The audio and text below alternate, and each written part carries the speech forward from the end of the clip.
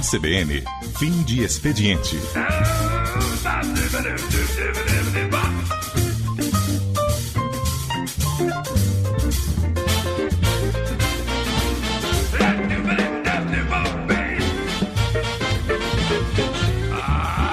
Apresentação: Dan Stubach, José Godoy e Luiz Gustavo Medina. Beleza, aqui estamos nós, mais uma vez, seja bem-vindo, bom dia, boa tarde, boa noite, a você que nos recebe, a você que nos ouve, a você que nos assiste, a você que nos ama, a você que nos odeia, a você que nos abraça, a você que nos beija e a você que principalmente nos recebe através do seu dial por todos os cantos, seja pelo dial do rádio, seja pela internet, seja no dia ou fora do dia, em todos os cantos o importante é que você nos receba. Mais uma vez, seja bem-vindo, seja bem-vinda, todos nós, para nós é um imenso prazer. 20 anos de história, Luiz Gustavo Medina, e aqui estamos nós mais uma vez. E aí, Dan, tudo bem? Estamos pronto, né? Hoje tapete vermelho para uma pessoa que todos nós sempre quisemos conhecer, conversar, falar sobre música, sobre arte, sobre tudo, né? Fez parte da nossa fase de comecinho de vida adulta. Não vai falar que fez parte da nossa infância, que vai criar um clima desnecessário. Não, a gente é mais velho que ela, mas a gente acompanhou muito ela a vida toda, né? Sara Oliveira, como vai a senhora? Oi, meninos, tudo bem? Que delícia estar aqui. Tô muito feliz. Que bom receber você, a gente te adora, no pessoal e no jurídico. Seja bem-vinda. Tem muito Eu também adoro assunto. Vocês. Assunto que não falta. O Zé caiu o sinal, provavelmente porque ele está em Paraty, né? Zé é nosso correspondente lá na Flip. Ele vai lançar o livro lá, Teco, vai falar do livro dele, vai falar de outras coisas, você sabe? Ele vai contar melhor, mas você sabe? Pelo tempo que ele vai ficar lá, ele vai morar lá, né? Vai fazer tudo lá, né? Porque tá lá um mês já na Flip, deve estar fazendo de tudo, né? Ô, Sara, se a Flip fosse uma Flip musical, entre aspas, me ocorreu isso agora, você seria uma apresentadora de todas as mesas, né? Você conhece todo mundo da música, falou com todo mundo, você é a nossa, não sei nem como colocar isso, né, em palavras, você é uma Flip ambulante da música popular brasileira, né? Não, e internacional também. Porque você agora vai fazer um novo programa, pelo que eu vi no seu Instagram, você vai poder falar disso também. Mas você é super referência de papo, de lançamento de artistas novos, papo com artistas consagrados, né? É o teu lugar, o lugar que você mais gosta? Eu sou como primeiro, olha, eu falei, né, rapidinho no começo que eu tô feliz de estar aqui, mas é uma honra estar com por rádio e eu fiquei muito feliz com o convite, então muito, muito obrigada. Eu, por falar em paixão, eu sou muito apaixonada por música. Então, mesmo assim, você já participou de programas meus no GNT que não necessariamente eram de música, eles eram de comportamento, mas eles eram sempre permeados por música. E eu acho que eu acho assim que é a maior ferramenta de transformação numa sociedade, assim, porque é um poder muito grande de acessar a emoção coletiva, sabe? De acessar o que a gente tem, que às vezes a gente não consegue expressar. Então eu tenho essa relação mais humana com a música. Eu não sou uma especialista em música, sabe? Assim, eu não sei tanto, assim, datas, discos, isso foi lançado. Às vezes eu lembro algumas coisas, mas às vezes não é a minha especialidade, sabe? Eu não sou uma curadora musical. Então se eu fosse a Flip, como você brincou, talvez eu não fosse participar da curadoria, mas eu estaria lá para fazer as pontes. Eu acho que eu sou boa nisso, sabe? De fazer ponte entre as pessoas. Mas por conta disso, de ver o lado humano da música. E eu acho que a música brasileira é a música mais importante do mundo, né? Então eu fico muito lisonjeada de trabalhar com isso, assim. Eu acho realmente a música mais importante do mundo. Tem um quadro do Gil atrás de você? É do Gil? É o Gil mostrando a língua. Durante a gravação de um programa que eu tinha no GNT chamado Viva Voz, aí a fotógrafa fez... Você participou do Viva Voz? Que a gente pegava a imagem, ia nas locações e falava, se o Dan estivesse aqui, que livro ele compraria? E assim a pessoa iria desvendando a imagem que você passa. E eu fiz com o Gil e foi no estúdio dele, ele estava mostrando a língua para a fotógrafa, maravilhoso. Quem está nos ouvindo é uma foto na sala da Sara. Na minha casa. E vocês sabem, gente, uma curiosidade que eu nunca falei, a Bela Gil me contou, a Bela é muito minha amiga, a filha dele, que essa é a capa do grupo de WhatsApp da família Gil, essa foto. Que legal. Fala até que você ia falar um negócio. Ô, Sara, eu acho que para quem tinha mais ou menos uns 20 anos, que era o meu caso ali na época do boom da MTV, né? Acho que a MTV transformou a nossa vida, pelo menos a minha vida, o jeito de. A quantidade de banda que eu conheci, de música, a minha memória é muito visual. Sempre que eu ouço uma música no rádio, eu falo, pô, esse clipe era ótimo, esse clipe eu não gostava, esse clipe era péssimo. A MTV transformou a sua vida do que ela seria também? Você, Nossa, se não tivesse MTV, a sua vida seria muito diferente do que é hoje? Eco, vou te falar, eu fiz rádio e TV na faculdade para trabalhar na MTV.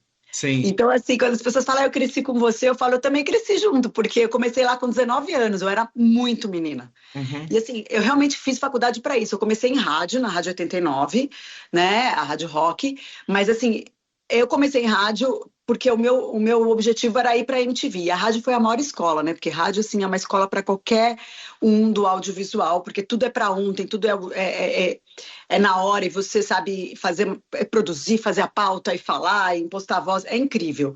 Essa coisa do ao vivo da rádio, dessa coisa da intimidade de entrar no ouvido e pro coração, enfim. Mas eu fiz rádio e TV para trabalhar na MTV. Então a MTV mudou completamente a minha vida. A gente era assim, né? O que a gente fazia era pra gente mesmo. A gente era o Uhum. telespectador do que a gente estava, a gente consumia o que a gente estava produzindo, sabe? Então era muito, e tinha que ter muita responsabilidade também. Às vezes as pessoas têm uma ideia de que puta zona, um caos, tal. Tinha um caos, obviamente, mas tinha uma responsabilidade absurda em relação ao que a gente ia se tornar como cidadão também, né? Uhum. Porque não era só sobre música, era um farol de comportamento, né? Nas questões sociais, as questões. Olha, a MTV, eu sempre falo que a MTV fez uma geração inteira usar camisinha, Uhum. né? Então isso é super importante. É incrível que a MTV acabou virando um daqueles portais, né? Assim, tá acontecendo um pouco isso para mim hoje com Porta dos Fundos, né? Às vezes você vê um moleque lá no Porta dos Fundos, você fala, quem é esse garoto? Passa 3 meses, 6 meses, o moleque estoura em tudo, né? Porque na MTV não tem ninguém que passou pela MTV, né? Todo mundo que passou na MTV tá até hoje na nossa vida em algum programa legal, em algum projeto bacana, sendo referência para alguma coisa. É incrível isso, né? Não tem ninguém por acaso ali, parece, né? Eu acho que realmente. Eu sei lá, eu não sei se foi uma mistura de sorte, da gente estar no momento certo, no lugar certo, ao mesmo tempo de agarrar aquela oportunidade mesmo e entender. Eu não tinha muita noção da dimensão da MTV. Eu tenho hoje, 20 anos depois, te juro. Uhum. Te juro. Mas isso é Assim. bom, né? Isso Ainda é bem, muito, né? muito bom, Dan. Muito bom, que isso protege. Outro dia eu estava falando com o meu analista sobre isso. Como protege, porque, de alguma forma, eu era muito menina e realmente muito, assim. Eu vejo minha filha e falo, nossa, às vezes tem... viraliza, sei lá, a Shakira estava aqui, aí a minha entrevista com a Shakira. Eu tinha 21 anos. Aí, sei lá o que, da Britney, aí eu falo, gente, eu era muito menina. E daí eu falo assim, parece a minha filha falando, que tem 13 anos, sabe assim? E isso acabou me protegendo demais mesmo. Não estou falando de uma forma naiva, assim. Eu estou falando de uma forma até... como que eu posso dizer? Me protegeu nesse sentido de eu estar ali com tanta vontade daquilo acontecer e tentando saber sabe, onde eu pisar, o que eu vou falar. Eu estava tão preocupada com isso que eu não tinha a dimensão do como isso iria... Essa coisa da Sim. fama, sabe? E para mim isso não era nada. Eu só Você queria não era que reverberasse. blasé, né, com aquilo tudo. Não é que você desprezava aquilo, nem que você supervalorizava. Você fazia o que você tinha que fazer e Isso, estava preocupada em fazer bem, né? encarar como um ofício. Então eu aprendi isso muito cedo. Qual é a mensagem que eu vou passar? Sem querer ser careta, mas era isso mesmo. Eu falava assim, gente, eu tinha que passar uma mensagem. Essa mensagem, o meu irmão mais novo vai ouvir. Não, na época eu tinha irmãos adolescentes, o Esmírio e o Henrique. Então eu falava assim, os amiguinhos deles vão ouvir o que eu tô falando. Eu preciso saber passar essa mensagem. Então eu tinha essa preocupação. E eu tinha feito teatro, eu fiz teatro escola Célia Helena. E eu falava assim, cara, eu vou fazer ao vivo, porque eu fui jogada na fogueira na MTV, assim. Eu estreiei em uma semana, né? Eu falei, eu não vou poder errar. Aí a MTV tinha essa coisa do erro, que o erro era o charmoso, sabe? Assim, então a gente ia aprendendo com os erros, tal. Foi uma puta escola, assim, absurda. Olhando agora em retrospectiva, que talvez seja diferente do que você pensava na época, quais os papos que você teve que te deixaram mais, enfim, nervosos à época, ou hoje, talvez, porque hoje você tem a dimensão do que você tenha feito? Com quem você ficou mais animado de bater um papo? Quem mais te decepcionou porque você tinha uma expectativa de que era muito legal e acabou sendo uma coisa fria? Você mudou essa lista ao longo do tempo? Assim, a gente aqui no programa, a gente muda essa lista, né? Às vezes Sim. a gente pensa numa coisa e eu falo, pô, isso aqui eu nem me dei. Às vezes eu fico nervoso hoje, uns 10 anos depois de ter conhecido a pessoa, que é só agora me caiu a ficha daquela chance que eu tive, sabe? Ah, eu tenho alguns exemplos, né? Eu sou muito fã de R.E.M., então quando eu entrevistei o Michael Stipe, e era para ser tipo um junket, uma coisa de 10 minutos, assim, e virou um especial de meia hora, porque a gente começou a falar e conversar, e eu já, mesmo menina, eu já tinha esse intuito sempre de ir para o lado do afeto e da parte humana. Nem todo mundo embarca. E o Michael Stipe embarcou. E daí eu lembro que a pessoa ficava assim, ó, corta, corta, e aí ele brigou com a pessoa e falou, não, não, não, a gente vai continuar. E foi aí que ele falou na época estava com uma questão nos Estados Unidos que tem até hoje, eles estavam tirando a educação sexual nas escolas. E daí aí a gente começou a falar sobre a importância de ter educação sexual nas escolas. Aí ele falou como isso ajudou ele a falar com os pais dele sobre a homossexualidade dele. Só que eu não perguntei isso. E daí foi a primeira vez que ele falou sobre isso. Então ele se sentiu à vontade e começou a falar sobre isso. E virou um especial. E daí eu levei os discos para ele do Lenine, eu lembro. E daí ele ficou super feliz. Então isso foi muito importante. E hoje eu tenho uma foto dele na minha geladeira, porque toda hora eu olho assim, eu falo, gente, eu amo ele de paixão, mas eu falo, nossa, que oportunidade que você teve, garota. Parabéns, sabe assim? Que legal. Não sei se eu assistiria de novo, de nervoso. E eu lembrei, essa semana postaram eu com Chris Cornell, e eu não lembrava dessa entrevista. Eu tive que ir atrás. Porque não tem... O acervo da MTV é uma lástima, né, que não tem disponível. Aí um portal postou e eu vi, e ele tira um sarro de mim porque eu erro a palavra characteristic. E daí ele faz um rap ao vivo, assim, só que daí ele fica sem graça e fala assim pra mim, I'm sorry, I'm just kidding. Aí eu falo, don't tease me, né? Não me zoa, assim. Só que a gente tava vindo de uma zoeira do bastidor, porque o Tom Morello, que era do Rage Against the Machine, com o Audioslave, né? Que era o Chris Cornell, com os caras do Rage Against the Machine, tinha me convidado, porque a gente tinha conversado bastante na noite anterior, e ele me convidou para acompanhá-los no ônibus. Então, essa também questão de oportunidade. Eu vi isso ontem, eu lembrei ontem, falando sério, ontem mesmo. Você andou no ônibus com Audioslave, com Chris Cornell, é isso? Eu falei, gente, eu não tinha muita malícia de nada, graças às deusas. Então eu tava lá com os caras numa zoeira. Aí no dia seguinte o Chris Cornell já tava, ele veio nessa, não intimidade, porque não existe intimidade nesse caso, mas ficou à vontade na zoeira, e daí ele tirou um sarro de mim, e depois ficou meio preocupado, porque eles eram super politicamente corretos, de tirar um sarro, sabe, do meu Isso aí inglês. É quase o Almost Famous, o filme, né? O Quase Famosos, né? Gente, nem me fala. Eu vou fazer esse post hoje, juro pra vocês, porque eu peguei uns frames, eu falei, gente, eu preciso contar isso. Aí eu lembrei ontem, foi muito legal. Então tem essas oportunidades, assim.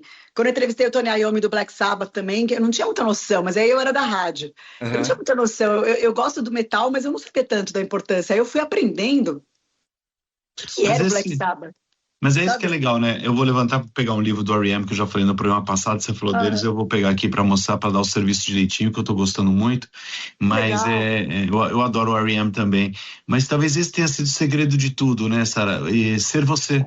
Essa tua espontaneidade, o teu jeito, não ter medo de ser fã também quando entrevista, não é? Tem isso. Eu acho que é isso. Eu acho que, não sei, eu não me coloco num lugar. Eu não tenho. Vou pegar o livro lá enquanto você fala. Pega, eu quero ver. Eu não sou formada em jornalismo, então eu acho que isso também me deixa um pouco mais livre, sabe? Nesse sentido do tipo, eu tô aqui. Como eu era muito jovem, também muito menina, eu tava ali para representar a audiência da MTV. Se vocês estivessem aqui, o que vocês estariam perguntando também? Tem um pouco isso, né? Sim. E eu não era especialista, de novo, nunca fui especialista em música. Eu acho que isso também me protegia. Eu não tenho... Olha, eu vou te falar uma coisa. Eu lembro que na MTV todo mundo tinha que ser muito cool, né? Essa Claro. semana a gente fez o Tiny Desk com a Isa e ela me imitou chamando na primeira posição. E ela fez. Ah, e daí ela fazia assim, colocava a mão aqui, fingia que que não estava nem aí, mas ela sabia que ela era uma. Sabe assim? Aí eu pensei, gente, mas era uma coisa muito MTV, porque eu não era assim, eu não faço, eu nunca me achei nada assim, né? Aí ela brincou, né? E eu falei, cara, eu nunca fui cool. Nunca fui. Talvez eu passe essa imagem, mas eu não sou. Eu sou essa pessoa que abraça, que pega na mão. Tem gente que não gosta, eu respeito, não vou invadir o espaço alheio. Mas se você sabe, Dan, se eu te encontro, eu abraço. Sim, Eu sim. gosto, vou encontrar até que eu vou abraçar. Eu tenho isso. E daí. Pô, você tem cara de ser uma das pessoas mais gente boas do planeta, né? Todo mundo tem essa impressão. Seria uma grande Quando eu decepção se não gosto. fosse verdade isso, entendeu? Quando eu gosto, não é, eu sou legal. Quando eu não parece gosto, eu aquela sou pessoa que tá nos primeiros 5 convidados de qualquer festa que alguém queira dar no país, fala, meu, põe a Sara ali. Põe a Vai Sara ser- que a festa funciona. que a festa funciona. Essa foi a impressão Ai, que eu sempre sei. tive na vida, assim, sua, do Zeca Camargo, é outro também, que eu sempre penso nisso. Ele é ótimo. Não, Ó, vocês o são livro muito que eu falei, gentis. esse aqui, Deixa eu R.E.M. ver. é uma biografia, Peter Ames Carlin. O nome dessa banda R.E.M. é esse aqui, ó. Ai, eu vou muito atrás. Ô, Sara, Vou fazer um print disso, peraí. Acabou de sair, é da Belas Letras. Tá dando pra ver? Tá. Ah, Show. Não, eu tô gostando bem, pai. Super legal. O R.E.M. tem uma história muito particular, né? Dessa banda meio de amigos e de dizer não para um monte de coisas e ser muito autêntica ao que queria dizer. Nunca E, abriram concessão. infelizmente tem sido fiel à decisão de terminar, né? infelizmente, Dan Stuba, você nunca vai se perdoar de não ter ido naquele show numa terça-feira à noite no Via Funchal. Eu fui, você foi, Teco? Para 4.000 pessoas, onde ele pulou na pista e tava assim uns 3 centímetros de todo mundo, não tinha ninguém, né? Até hoje eu não entendo como aquele show aconteceu, e acho que foi numa terça-feira mesmo, assim, para 5, 6 mil pessoas. Tinha uma pista VIP para 80 pessoas, ele ali no meio da pista, felizão, assim. E você não foi porque você estava gravando alguma coisa, você tinha ingresso, né? Tava filmando Tempos de Paz, eu e o Tony Ramos. O Tony não conhece a R.E.M., mas toda vez eu falo isso pra ele, que a gente tava fazendo filme, e eu tava fazendo um filme e ele e o Daniel Filho não me deixaram sair, claro, porque a gente tava fazendo o filme em 2 semanas, 3 semanas. E nossa, eu não acabou. sabia que você tinha essa relação com a R.E.M. Eu fui falar bem do Michael Stipe, mas saiba, Dan, que ele é um dos caras mais legais do mundo, assim. Olha só, que bom, que bom.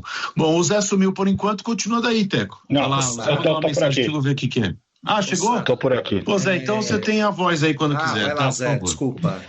Oi, gente, tudo bem? Desculpa o atraso, que eu tô aqui no mundo colonial, né? As comunicações são mais antigas, né? Vai ao telégrafo, aquela coisa, até chegar aí para vocês, demora um pouco. Bom, Sara, prazer falar contigo aqui. Estou meio atrasado no programa, espero não fazer perguntas já feitas. Se for o caso, você me diz.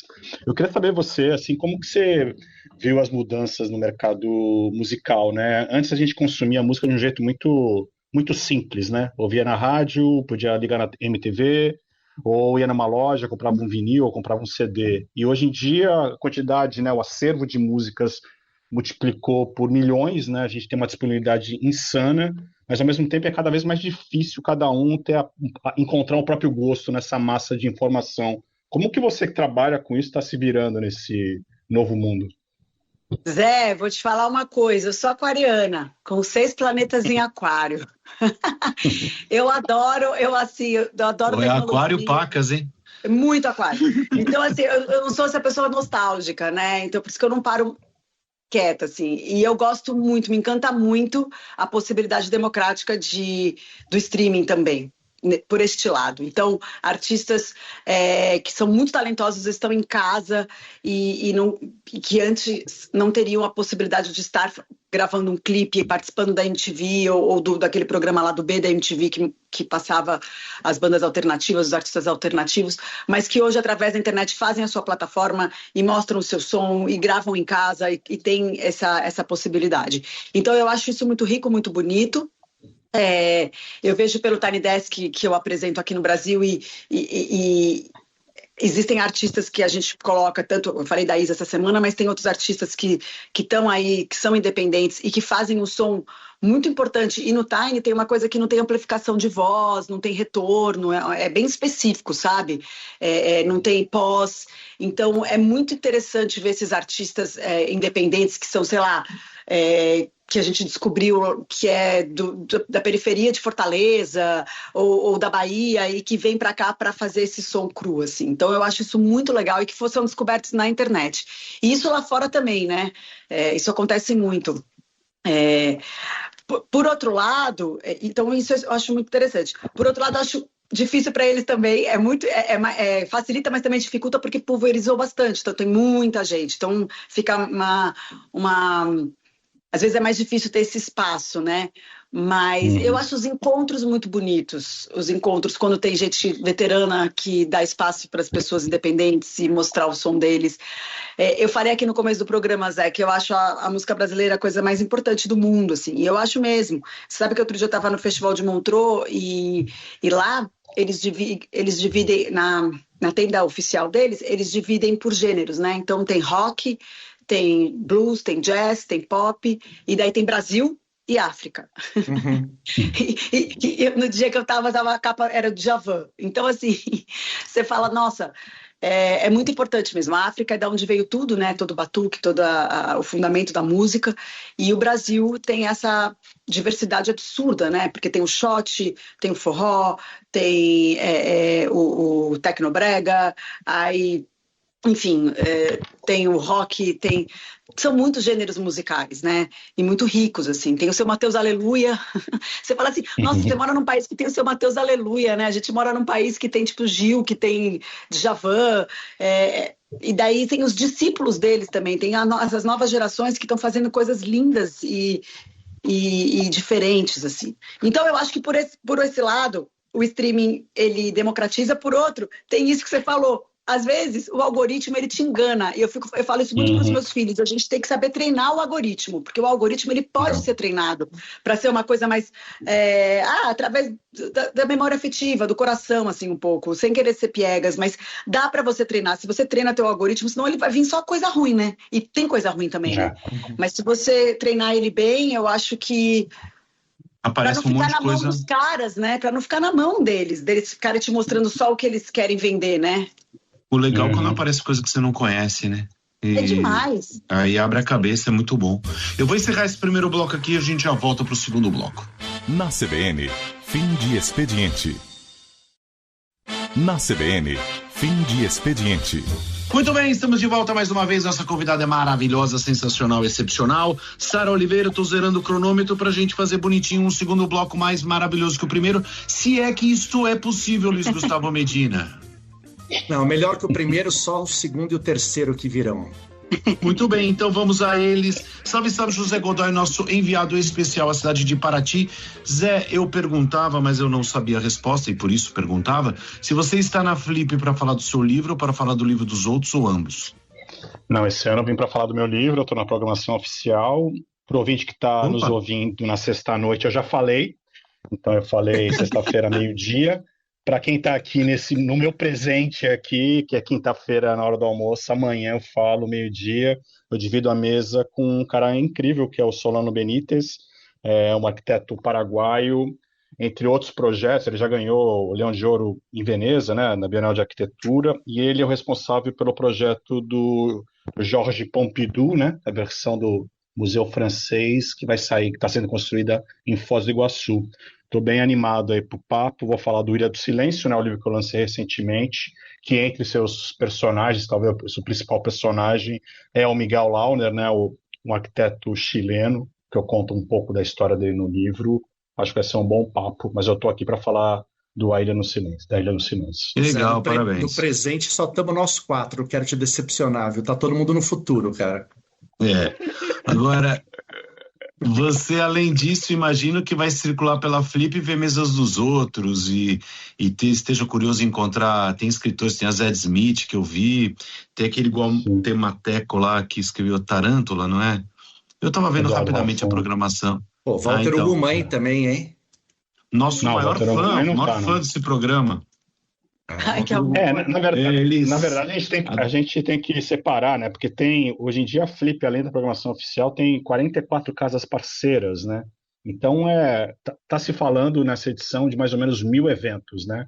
Programação oficial, se não me engano, são 40 mesas, algo em torno disso, se eu não estou enganado, e não, são 40 autores, 20 e poucas mesas, mas fora isso, imagina, são mil eventos rolando para tudo, para jovem, iniciação de criança lendo, essas casas parceiras trazendo autores incríveis, sei lá, Angela Davis vai estar aqui, por exemplo, na Casa do Sesc, vai ser um evento muito forte no sábado, que incrivelmente vai bater com a Zadie Smith, que é o nome mais mediático dessa edição.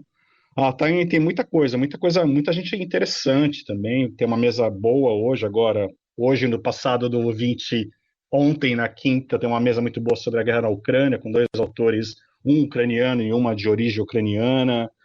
Tem gente que ganhou o Goncourt, que vai estar aqui. Tem a Kate Kitamura, que é uma das autoras americanas mais importantes hoje, também vai estar aqui amanhã. Hisham Attar, que já ganhou o Pulitzer. Tem muita gente boa nessa edição aqui. Agora, a Flip, ela tem não só aumentado o tamanho, mas a importância dela tem sido muito grande, né, Sara? Tem autor que você, por exemplo, Eduardo Louis, eu não conhecia ele antes da Flip da outra vez. Você é ligado em literatura? Você vê esses caras que realmente aparecem, fica curioso com gente nova? Você prefere ler os clássicos? Qual a tua relação com literatura?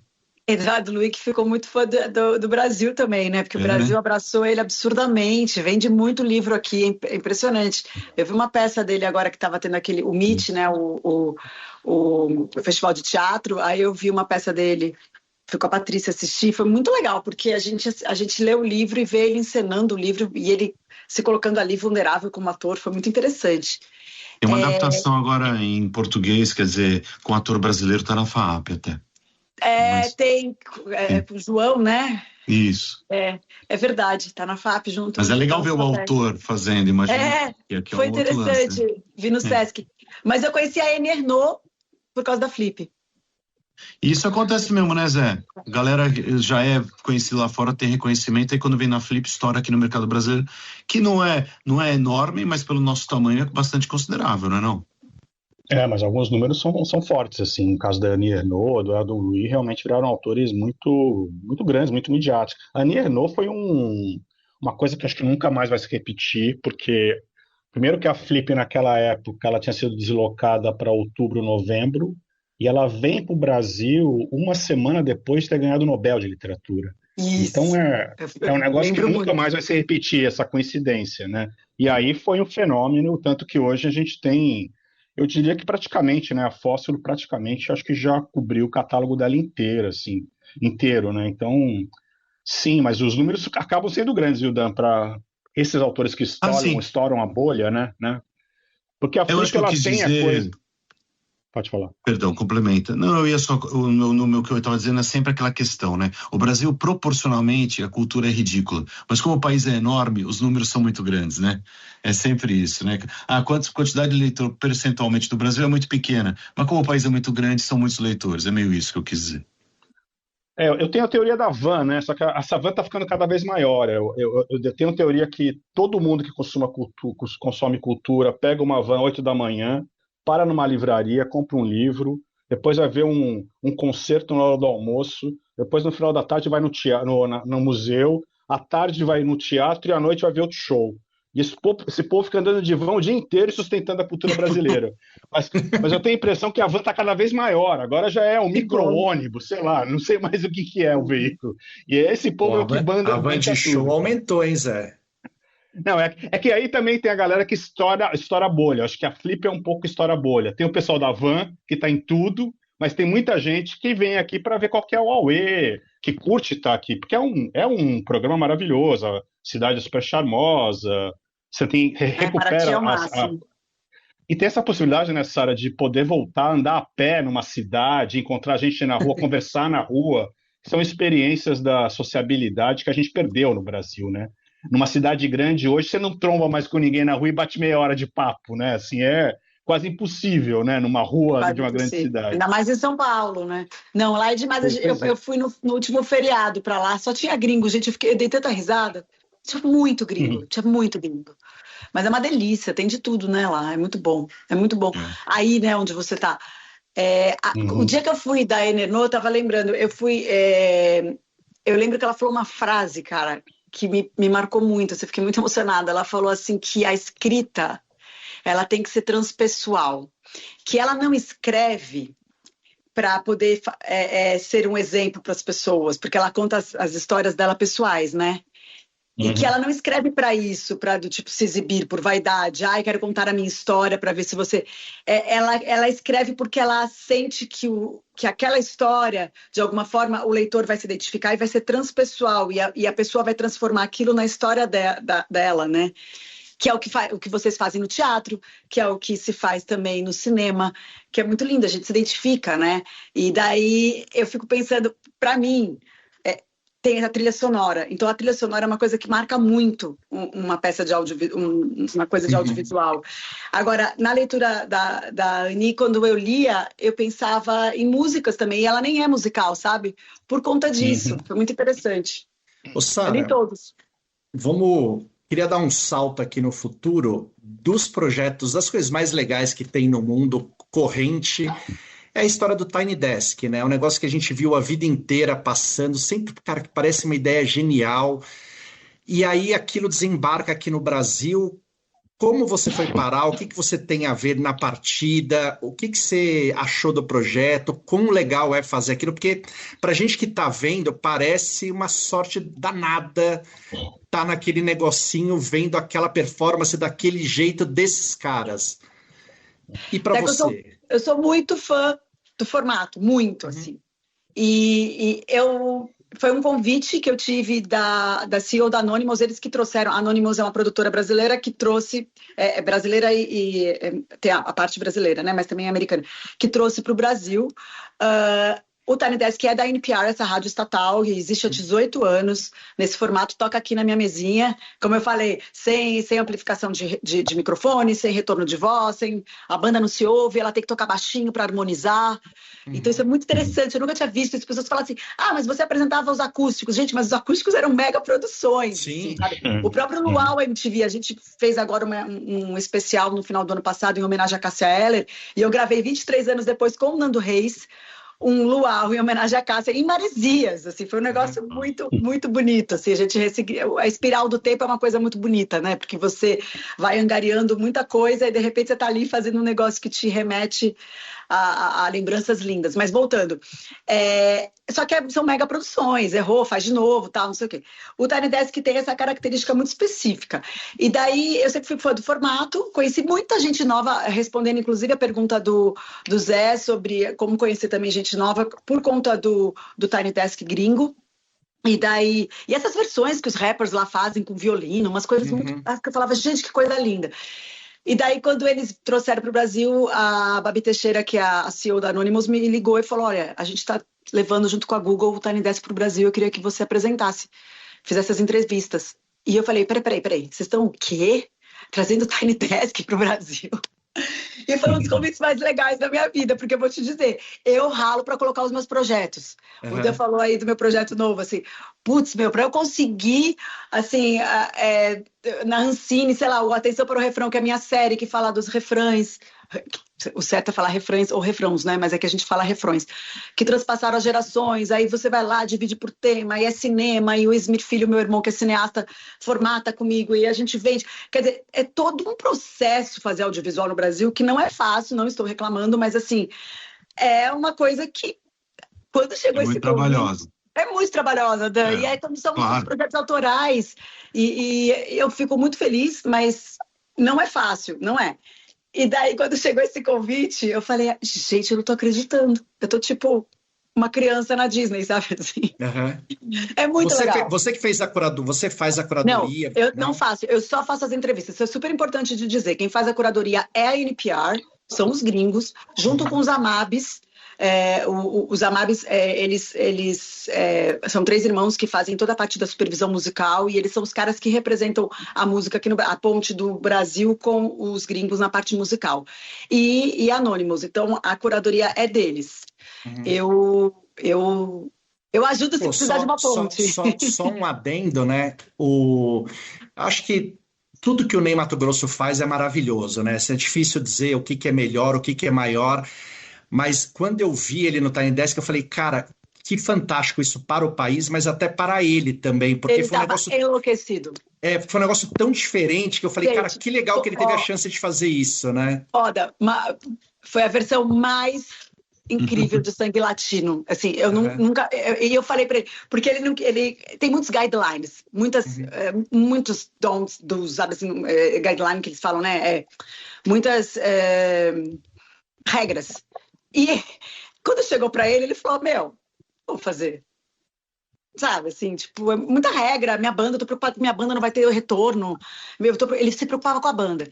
Aí eu fui lá, foi aí que eu posso ajudar nesse caso. Fui lá, tava lá almoçando com ele e falei, Ney, você vai tirar isso de letra, cara, rasga as regras, porque na verdade você vai lá. E engraçado que ele tem essa coisa transgressora, mas ele tem uma noção de coletivo. Então, assim, ele não vai ser transgressor e no sentido de desobedecer. Ele não desobedece. Ele é muito educado. Para ele não é questão de obedecer. Ele nem usa esse verbo, obedecer e desobedecer. Para ele, ele queria fazer o melhor e ele estava preocupado com a banda. Como é que a banda não ia se ouvir? Porque eu cantar sem retorno, eu canto no Allianz para 100 mil pessoas. Entende? Não é um problema para mim. Eu estava preocupada com... Aí, cara, chegou lá, meu. E ele falava assim, aquele nosso negocinho, que é o Tiny Desk, que ele sempre fala, aquele nosso negocinho é uma loucura, hein? A molecada assiste aquele nosso negocinho. Aí eu falo, né? E daí ele se jogou, cantou com fúria, assim. Aí eu falei, nossa. Ele falou, não tinha outro jeito. Que legal. Ô, Sara, você falou de filha, né? Filha com 13? Filho. Eu tenho a Chloe com 13 e o Martim com 10. Eles são meus parceiros, assim. Então, são filhos da mesma idade, né? Os nossos aqui. Como é que você lida com o funk? E como é que você lida com o gosto de outra geração, sendo você tão ligado com a música popular há tanto tempo? Como é que é esse conflito de gerações de gostos? Eu dou uma doutrinada, né, também. Eu preciso ser sincera. Então. Mas tem uma coisa muito legal. Por exemplo, a Duquesa. A Duquesa fez o Tiny Desk. Que é uma rapper, assim, uma mina da Bahia, de 25 anos, que, ela dá a letra, sabe? Assim, ela flui, ela fala coisas muito importantes sobre o Brasil. E a Chloe, minha filha, já conhecia a Duquesa, inclusive sabia todas as músicas.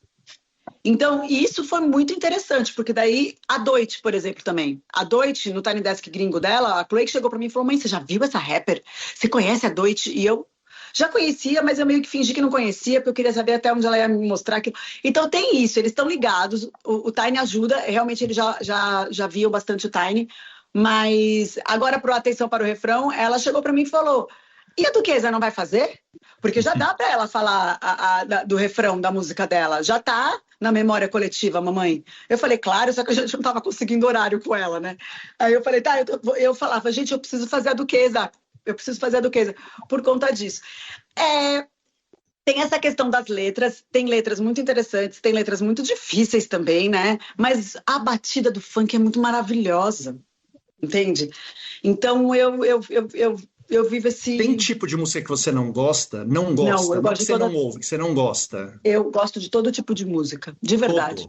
Todo. Se você pegar minha playlist vai ter o funk e vai ter a Marília Mendonça, que eu amo, e vai ter o Marvin Gaye, e vai ter o Chet Baker, mas daí vai ter... Tem de tudo, assim. É uma loucura. Adriana Calcanhoto... Eu não quero saber mais. Eu prefiro ficar no meu imaginário. Vai, Zé, manda daí. Sara, você acho que você tem uma coisa, né? Eu tenho muito respeito e admiração por quem topa ser independente no mercado de cultura, né? De levantar os próprios projetos e tal. Fico pensando o quão angustiada você começa a cada ano, pensando o que você vai ter que colocar na praça. Nossa, essa pergunta é boa, porque, gente, é uma loucura. Eu vou falar para vocês. E as pessoas esperam. Então, assim, você tá ali filmando a segunda temporada, agora, eu tô aqui filmando a segunda temporada de Atenção para o Refrão, e as pessoas já começam. E o próximo projeto? Eu falo, ai, calma, ainda tem muita gente que eu quero gravar, sabe assim? O Refrão, para quem não sabe, é Globoplay, né?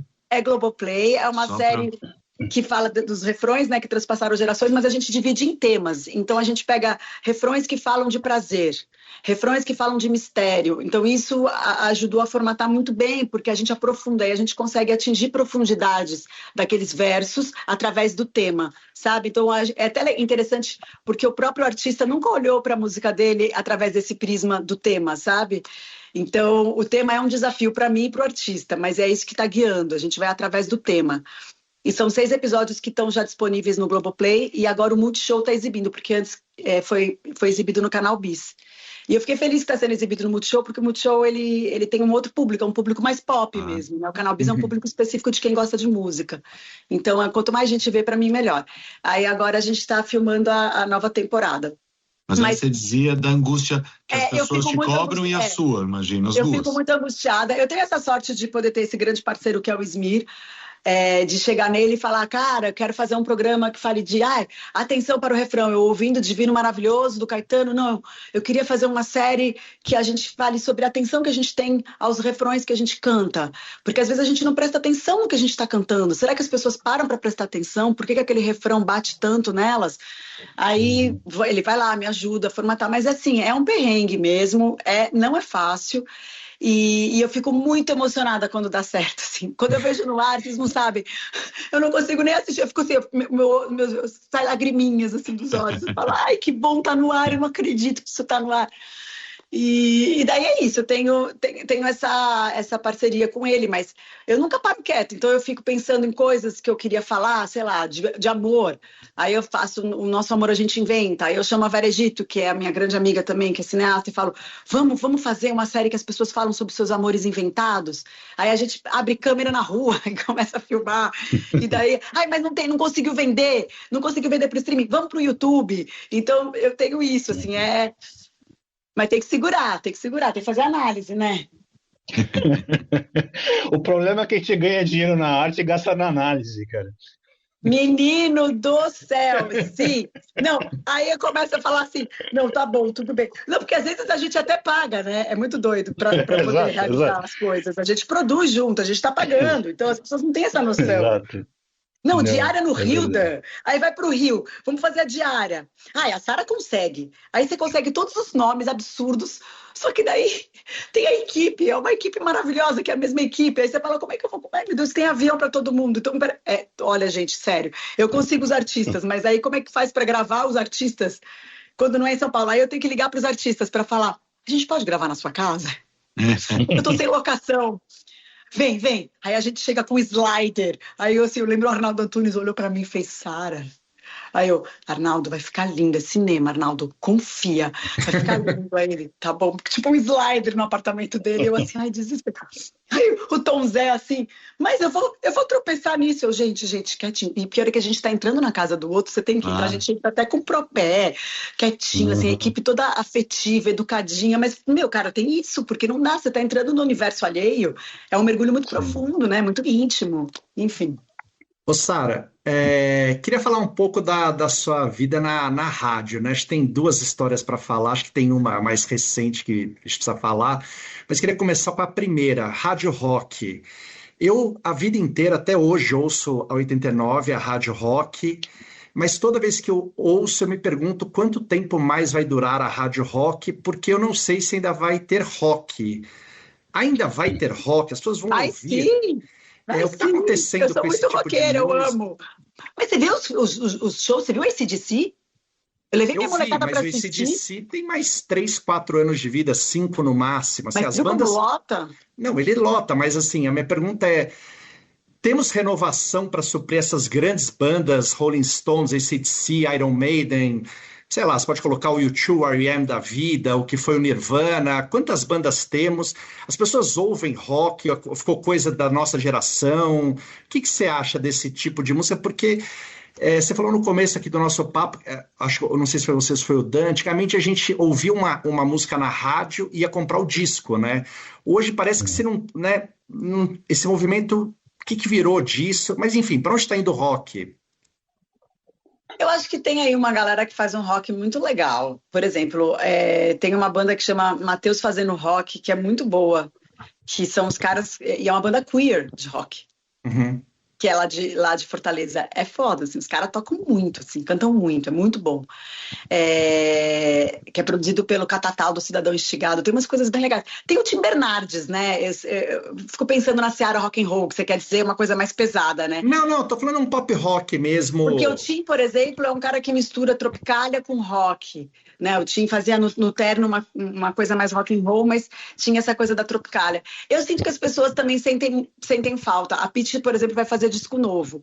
E a Pitty, ela é essa mulher que, ela resiste ao rock até hoje, né? Então, que é uma mulher muito importante para o cenário musical também, brasileiro. Eu acho que são ondas, sabe? São ondas, assim, que vão e vêm, sabe? De gêneros musicais. Isso acontece com o pop volta. Ele também nunca... Na verdade, tudo é pop, né? Inclusive essas bandas de rock que lotam, né? Mas eu vi agora o disco novo da Madonna, que é esse retorno ao eletrônico, é o disco que eu acho, assim, muito bem produzido, que eu falo, gente, é uma ode para quem não conhece o que é muito bem produzido, por exemplo, porque às vezes tem muita coisa de autotune, muita coisa, né?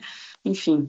Eu vou para mais um intervalo. Sara, rapidinho, só para terminar esse bloco. Quem falta entrevistar no mundo que você gostaria? Eu queria muito entrevistar o Chico Buarque, meu. Ué, aqui do lado. Tô aqui no Rio. Eu vou lá falar com ele. Fala com ele, Dan.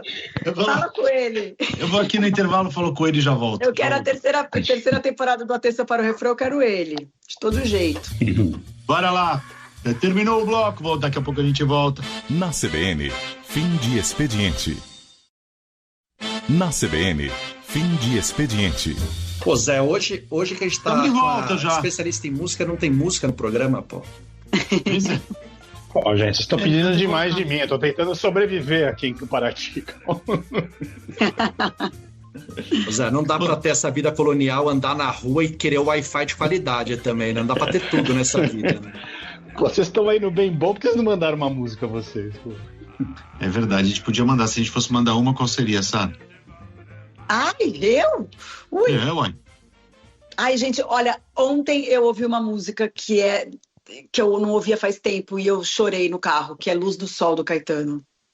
A maneira como ele fala da continuidade da vida. É muito lindo que ele fala. Essa letra é muito Juliano, já produz pra mim Luz do Sol do Caetano, por favor, enquanto a gente conversa aqui. Versão original, hein? Luz do sol, que a folha traga e traduz em verde novo, em folha, em graça, em vida, em força, em luz. A nossa convidada é a Sara Oliveira. Para você que está chegando agora, essa verdadeira lenda da música popular brasileira, do jornalismo cultural brasileiro, né? Já está na categoria lenda, né, Sara? Depois dos 40 já vai para a gente tem que ser aliado do tempo, né? É bonito isso, ser aliado do tempo. É fantástico a gente continuar, quer dizer, óbvio, né? É o que a gente sempre quis, continuar trabalhando e tendo espaço para poder mostrar a nossa cara, poder dar opinião e poder fazer coisas do nosso jeito. E eu estava te perguntando, você falou do Chico, que você adoraria começar a sua terceira temporada com ele. É uma negociação para cada convidado? Como que funciona isso? Olha, a hora que tá a luzinha vermelha filmando, eu tô muito relaxada. É um alívio, né? Nossa, que alívio que dá. É tão lindo. Aí não importa, assim, eu fico num êxtase. É um negócio. Não sei nem explicar. O antes é muito difícil. Eu chego até a emagrecer. Menino, essa coisa que fica... A produção, olha, eu admiro muitos produtores. Porque... Eu também. Eu não jamais falei isso da minha vida. A gente é feito pra outra coisa. E é um quebra-cabeça. E neste caso, dos meus projetos pessoais, por isso que eu fico feliz com o Tiny Desk. Porque o Tiny Desk não sou eu que vou fazer nada. Nem a curadoria e nem a produção. Eu chego lá, é só alegria. É pegar eles na emoção, porque eles estão super felizes de fazer o Tiny Desk. Todo mundo é fã, né, os artistas. E vir fazer entrevista comigo, sabe? Mas para esses projetos pessoais, é um quebra-cabeça... E daí tem agendas muito difíceis, porque todas as pessoas têm agendas muito difíceis, vocês sabem, vocês recebem convidados aqui semanalmente, e ao mesmo tempo tem humores também. Às vezes, como é um programa que ele é um pouco mais, ele vai, como eu falei, atinge mais profundidades, as pessoas têm que estar muito bem para fazer também, né? Então, eu tenho que ter esse jogo de acolhimento, sabe? Eu não tô lá só para perguntar qual que é o seu disco novo, ou quando você... Aliás, nem é isso, porque é sobre o teu verso. Por que teu verso está nesse tema da série, e por que a gente vai... as pessoas se emocionam também, né? Eu lembro que o Gil, a gente está falando do Gil, que está aqui atrás de mim na minha casa, na foto da parede, e ele falou, e eu falei de palco com ele, o tema era grito, né? O inferno fora daqui. Aí ele falou assim para mim, nossa, essa canção é um talismã para mim, não sei se você sabe. Eu falei, não. Ele falou, é a música que sempre tem que ter em todos os meus shows. Eu nunca falei dessa música por esse olhar. Aí ele agradeceu, aí você fala, nossa, que coisa linda, é o Gil, sabe assim? Aí você fala, putz, deu certo. Então esse momento é o momento de gozo, é o momento de felicidade. O antes é muito difícil, eu acho. E pior é que eu já tô pensando no próximo e eu fico assim, por exemplo, Chico Buarque, eu fico assim, eu vou conseguir o Chico, gente, não é possível, eu não consegui, eu vou conseguir. Só que, não é fácil, né? Não é fácil. Sim. Fala, Teco, você queria falar da rádio, você fez a primeira parte da pergunta, quer fazer a segunda? Falamos do 89, queria falar um pouco como é que foi sua experiência com a Eldorado, né, que virou uma história, uma história muito triste aqui para a cidade, para todos nós, assim, que não sei se fomos pegos de surpresa, mas como é que foi tua relação ali, como é que foi... A gente foi pego de surpresa sim, viu, vou te falar, eu tenho uma relação muito linda com a equipe. Foram 18 temporadas do Minha Canção. Uau. E desde 2017, que eram 2 temporadas por ano, então foram 9 anos lá. Ainda tenho muita esperança de voltar, tanto que quando a Madonna lançou agora disco, me perguntaram, você vai fazer o Minha Canção? Porque vai ao ar nos podcasts, né? Nas plataformas de podcast todas, Spotify, Deezer, Amazon, Apple, essas coisas.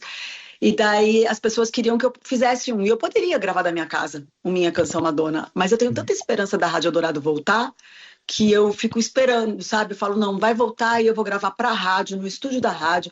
E eu sempre gravei com um vídeo. E daí, antes de existir esse nome, videocast, lá em 2017, eu levava a minha equipe para gravar, para eu poder falar para minha 5D, que eu tenho equipamento, né? E falar para 5D mesmo na rádio, né? Então a gente tem tudo no YouTube, todas as temporadas, assim, as 18 temporadas estão no YouTube. E hoje em dia eu penso, putz, que bom que eu fiz isso, porque às vezes o Spotify tira do ar, né? Porque tem música, então eles cortam, tem coisa de direitos autorais e tal. E a rádio eu nunca esperava que fosse sair. E daí tem lá no streaming da rádio, mas aí a rádio saiu do ar, eu falei, caramba, eles tiraram a rádio do ar. Aí eu fico indo às vezes no YouTube só para rever, sabe, um pouquinho, e eu fico com uma esperança. Pegou a gente de surpresa, é uma rádio muito fundamento para a cidade de São Paulo, são 70 anos, é uma rádio que tem entrevista com Cartola, sabe, assim, poxa. E uma curadoria musical, já que a gente está falando de curadoria musical, de algoritmos, uma curadoria musical linda.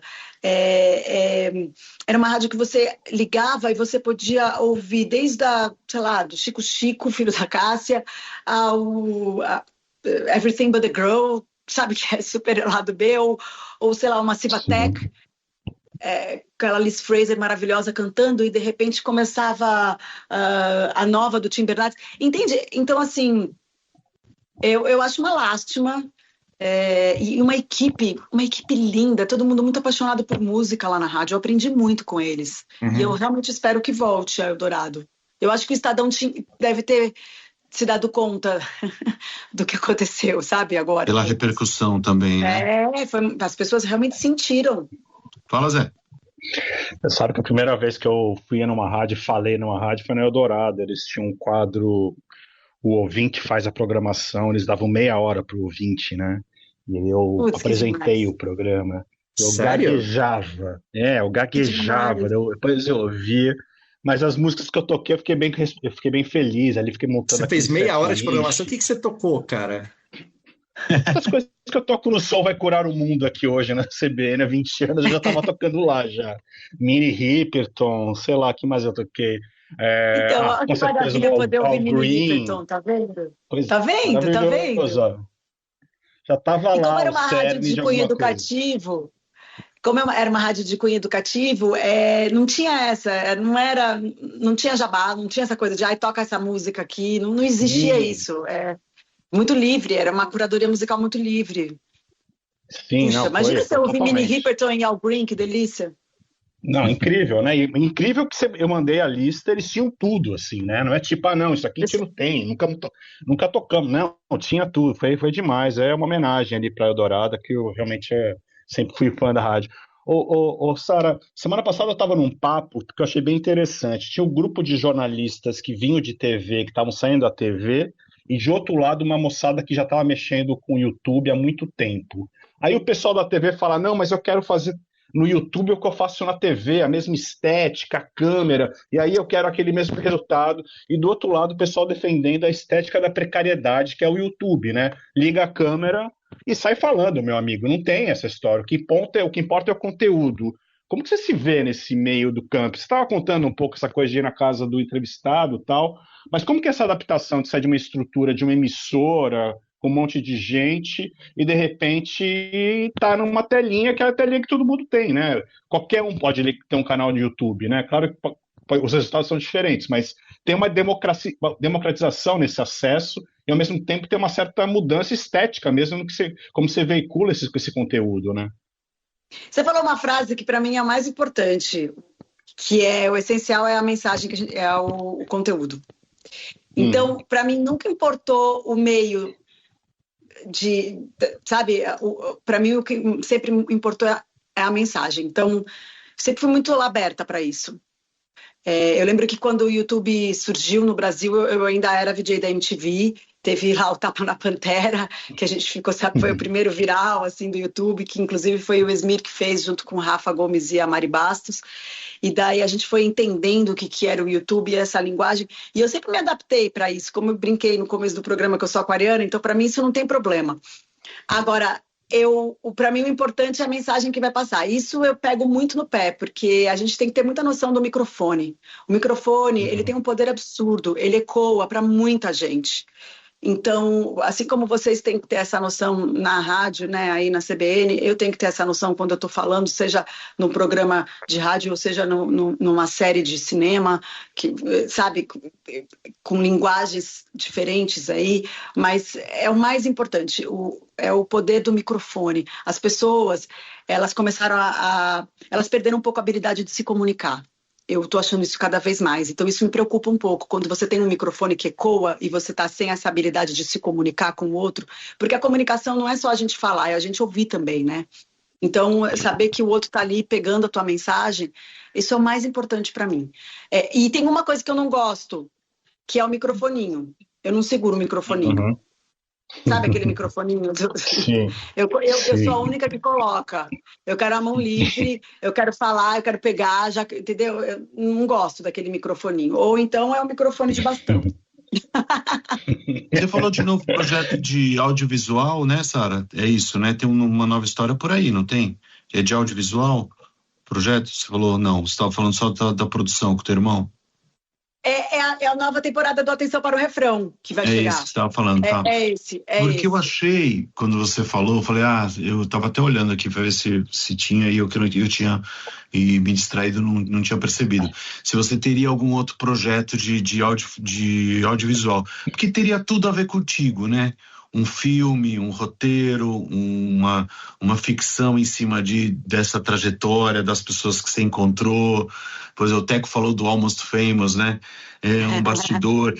Você seria, claro que aquela história é uma história bastante particular, mas uma jornalista em meio a várias bandas, passando. Você pensa em escrever algo assim? Pensa, né? Eu penso, Dan, eu só não vou fazer isso agora. Eu comecei, sabia? Na pandemia eu comecei. Imagino. O nosso outro muita história, né? Muita história para contar. E eu lembro que eu pensava assim, não, mas falta a Betânia. Falta a Betânia na minha cabeça, sabe? Assim, falta... Aí, de repente, teve a Betânia. Mas, assim, na pandemia, eu tenho um outro irmão, fora o Esmir, que é o Henrique César, e ele é artista plástico, e ele ilustrou. A gente fez 3 capítulos. Aí, depois, eu pensei, não. Eu queria até, procurei editoras e tal, aí eu falei, não, vou segurar um pouco, porque eu ainda preciso de mais estofo emocional para lançar um livro. Eu preciso de mais histórias, eu quero angariar mais. Então eu vou esperar um pouco mais. Eu mudei muito, a gente muda muito, a gente amadurece, é aquilo que eu falei da espiral do tempo. Então, as minhas entrevistas, elas foram tomando uma cara nesses últimos 25 anos, que eu estou comemorando 25 anos de carreira, e daí eu acho que eu preciso de mais estofo emocional para lançar um livro. Aí eu achei um pouco precoce, mas eu estou anotando. Eu não sou da escrita, Dan. A gente faz roteiro, eu sempre tenho um roteirista, né? E daí eu tenho muitos parceiros roteiristas, a Thaís Guizazola, o Felipe de Paula no Eldorado, a Thaís Guizazola nos meus projetos pessoais. E eu vou falando. A minha escrita eu vou falando. Você grava?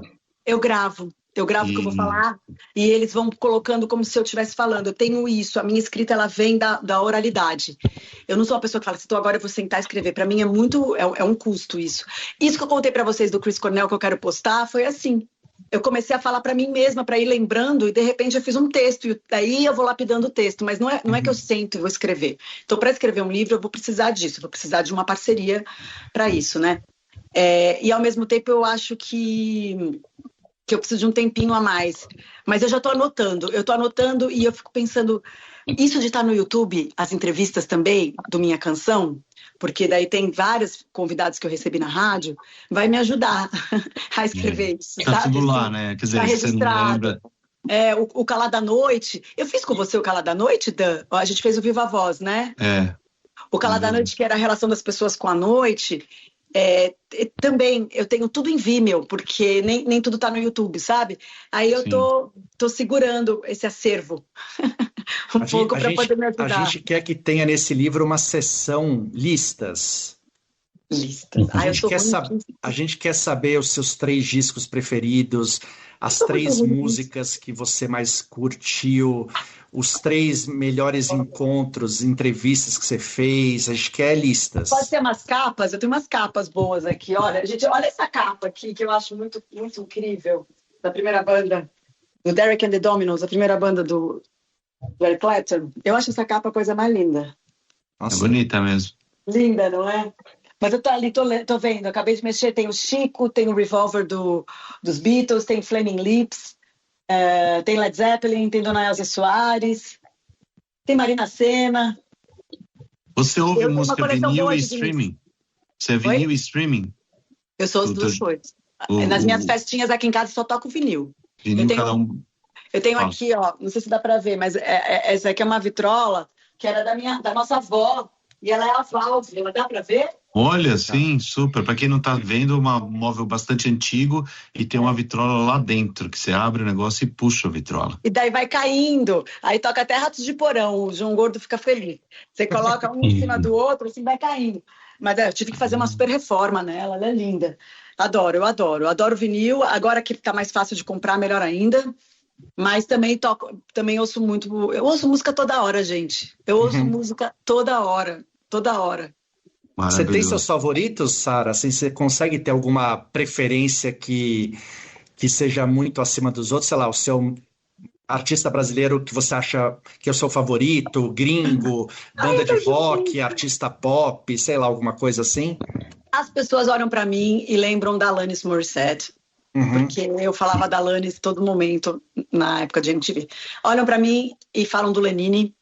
Porque eu descobri o Lenine sozinha, não foi que meu pai ouvia ou um amigo mais velho, sei lá. Você levou o disco do Lenine pro Michael Stipe, né? Importante ele é. Dei pro Michael Stipe o disco do Lenine. Eu tenho essa coisa, então as pessoas lembram muito, assim. Los Hermanos, então as pessoas, eu conheci Los Hermanos por causa de você, o Lenine, toda vez que toca eu lembro de você, a Alanis, tem a Britney, tem uma... Eu sou muito eclética. Ainda bem. Que bom. Zé, quer mandar uma dica daí? Vamos partir para as dicas, que é mais uma pergunta para a Sara, como você quiser. Não, podemos fazer dicas, depois a gente volta para a Sara se der tempo. Dica da semana. Na verdade, tudo se mistura porque esse programa inteiro é uma grande dica. Dicas de livros, filmes, música, naturalmente. Quem quiser começa você, Té. Bom, vamos lá, reforçar a dica da semana passada, agora que acabou a Copa do Mundo, né? Esse final de semana o ouvinte tem que ir ao cinema, né? Tem 2 filmões para ver, filmaços para ver. Acho que ele pode ver o Convite no sábado, Odisseia no domingo, ou Odisseia quando conseguir, porque tá cheio.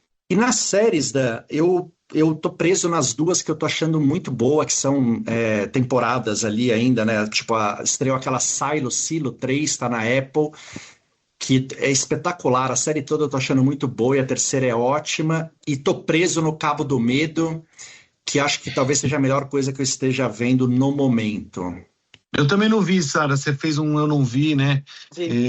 Eu também não. Eu lembro do De Niro ainda. Eu tô na fase do De Niro. Eu tô vendo aqui da temporada de The Bear. Tô achando ruim. Eu que sou um fã do The Bear, hein? E você? Depois vamos falar sobre isso. Podemos falar agora. Fala mal de alguém. Eu acho que eles estão explorando mais as relações humanas. Isso eu gosto. Mas o que me incomodou nos 3 primeiros episódios foi a trilha. A trilha é maravilhosa, a trilha original. Só que, assim, a gente vem das outras temporadas com aquelas trilhas incríveis, que daí do nada vem um Smashing Pumpkins, e daí tá faltando. Eu acho que é isso que também tá mexendo e as pessoas não se deram conta, porque é a trilha original só, então só fica lá no instrumental, aquela coisa muito nervosa. Então, e daí a emoção se perde ali, entendeu? Eu acho que é uma questão da trilha. Você acredita? Que eu tava pensando nisso outro dia? Eu falei, gente, é uma questão da trilha, mas não posso falar isso. Eu fico com medo de falar essas coisas. A pessoa fala, fica quieta, essa trilha original é incrível. Eu falo, mas essa trilha original não é que ela é ruim, ela é maravilhosa, ela é nervosa. Só que tá faltando refôlegos. Olha só. Refôlego, José Godoy. Muito bom. Fôlegos, É engraçado como... Perdão, continua aí. Eu ia falar como a Sara já está treinada também. Ia falar, não, o ouvido é treinado, né? Você está vendo a série e teu ouvido está treinado já a ouvir a música e a trilha, por isso que ninguém percebe, ou poucas pessoas percebem, porque também não estão treinadas a isso, né? Eu, por exemplo, não percebi isso nem de longe. Fala, Zé. Agora é incrível, né? A importância que as músicas ganharam nessa produção audiovisual atual, né? No streaming, né? Assim, e é um dos grandes caminhos para você bombar como artista, né? Você tem uma música numa série de sucesso. É impressionante como isso ganhou um corpo, né? Assim, acho que todo mundo reza para ter uma música numa boa série, né? E algumas trilhas a molecada ouvindo Fleetwood Mac. Você vê, Zé? A molecada ouvindo Fleetwood Mac. Mas o tempo inteiro, eu vejo série e descubro uns sons assim, porque o pessoal ele faz uma carpintaria, as boas séries fazem uma carpintaria impressionante ali de procurar, né, de abrir baú.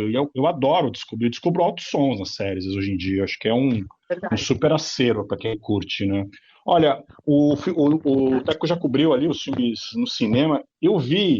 Eu curto ver um filme de ação bem feito de vez em quando, assim, um filme bom de ação, porque tem muito filme de ação ruim. Tem um ótimo que está no Prime, que é o Caminhos do Crime, com um ator que eu adoro, que é o Mark Ruffalo, com aquele Barry Keoghan, que é um maluco de sempre, né? E a Halle Berry e o Barry Keoghan. Ah, sim, eu já sei que filme é esse. Sara, tuas dicas, coisas, sei lá, que a gente não comentou aqui de cinema ou de outros caminhos da cultura que você acha bacana de compartilhar? Eu assisti essa semana O Convite. E aí, o que você achou? Você fez joinha quando o Teco falou isso. Eu gostei muito, eu achei muito divertido e eu achei a Penélope Cruz é um escândalo. Ela é. Escândalo. E eu assisti Toy Story 5. Que, puxa, eu achei muito bom. Que fala muito disso, hein? Dessa coisa da tecnologia, das pessoas estarem muito perdendo essa habilidade de se comunicar e as crianças esquecendo os brinquedos, porque nos brinquedos existe uma comunicação, né? Uma pergunta, uma resposta, um olhar para o outro, olhar para o entorno, e você fica bitolado ali na tela. Então foi muito interessante ver com os meus filhos. Toy Story é a maior animação de todos os tempos de longe. Incrível, é incrível, assim, os três primeiros filmes são perfeitos, aí você fala, pô, não precisava do quarto, e o quarto é ótimo, e aí você fala, cara, pra que vão fazer o quinto? E o quinto é espetacular também, assim, é um negócio, é muito louco o que aconteceu ali, cara. O Zé falou de filme de ação, o Viver e Morrer em Los Angeles está na Prime Video, do William Friedkin, é um filme antigo, 1986, e é muito bom, tá lá no Prime. E essa dica não é minha, é do André Barcinski, que tá aí em Paraty, ao seu lado, José Godoy, é só colar nele, a dica é dele e a gente aproveita e reforça a dica para assinar o site de cultura e de dicas dele também, que é muito bacana. Sara, o último minuto é seu, a gente fica quieto e você fala o que quiser. Aí sabe o que eu quero? Eu quero fazer uma foto de novo da capa do livro. Pega aí, do R.E.M. Do R.E.M. Uma biografia do Peter que Ames você saiu Carlin. do ar comigo. Tá, que não ficou então boa uma biografia, Peter Ames Carlin, o nome dessa banda é R.E.M., editora Belas Letras. Mas deixa eu ver sua carinha junto, Dan, que eu vou postar isso. Com a sua carinha junto, não só a capa. Peraí, que tá fazendo uma foto pra mim, ouvintes. Não, entra mais. Aê! Com essa carinha bonitinha que você tem, né, Stuba? Atualmente, cara, tô sendo tão odiado em todos os lugares que tá difícil. Gente, você fez a cena da raquete de novo, que eu vi. Fiz com a Mari, com a tua amiga Mariana Chimenez. Pegou, assim, a raquete. Eu vejo os comentários das pessoas, me dá até um arrepio. Meu Deus, as pessoas escrevem, né? Me dá até um arrepio, eu tenho pavor. Foi bem... A memória coletiva é uma parada muito forte, né, gente? Não é pra brincar, nesse não. caso, bastante. Esses dois personagens também se conectam por motivos não muito nobres. Muito bem. Obrigado, Sara Oliveira. Faríamos horas e horas contigo. Faríamos uma temporada com você. Gente, é um prazer para mim. É muito legal poder ter essa oportunidade de falar de música com vocês, de falar dos projetos. Enfim, Tiny Desk tá aí no YouTube. Tiny Desk Brasil, as entrevistas estão lá, o Atenção para o Refrão tá no Globoplay, mas também no Multishow toda sexta-feira às 6h30 da tarde. Então amanhã tem, nessa sexta-feira tem às 6h30. E é um prazer estar com vocês, de verdade. Eu fiquei muito feliz, muito lisonjada com o convite. Obrigado a você por ter separado esse tempo na tua agenda. Boa sorte com o Chico. Se eu encontrar o Chico correndo aqui no Leblon alguma coisa, eu vou falar de você, vai ser a primeira coisa. Ai, amor, obrigada. Tá bom? Beijão, obrigado, Sara Oliveira, a todo mundo que participou, todo mundo que esteve com a gente. Até semana que vem. Tchau, tchau, Teco. Tchau, Zé. Boa diversão por aí. Valeu, um abraço. Obrigada, beijo.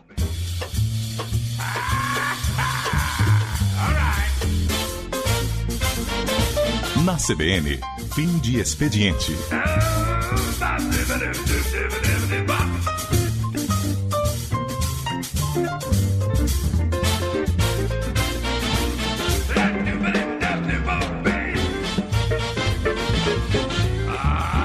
Apresentação: Dan Stubach, José Godoy e Luiz Gustavo Medina.